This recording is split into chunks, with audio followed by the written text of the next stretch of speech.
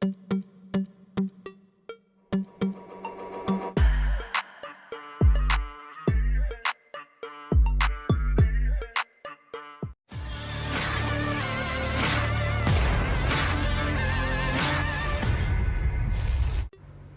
pasukan pertahanan Israel baru-baru ini menjadi target sasaran kelompok pejuang Palestina. Seperti yang terlihat dalam sebuah rekaman yang ramai beredar di aplikasi perpesanan Telegram pada Minggu 10 Maret 2024. Dalam rekaman menampilkan detik-detik pejuang Palestina yang melayangkan serangannya ke arah tentara IDF. Tak ingin kehilangan kesempatan, Brigade Al-Quds sigap mengirimkan serangan artileri dan rudal ke arah musuhnya. Kumpulan pasukan Israel yang berada di timur wilayah tengah jalur Gaza seketika porak-poranda dihantam rudal dalam satu pukulan. Tidak diketahui bagaimana nasib tentara IDF yang terkena rudal tersebut selanjutnya. Hingga video ini beredar, beragam komentar dikirimkan warganet.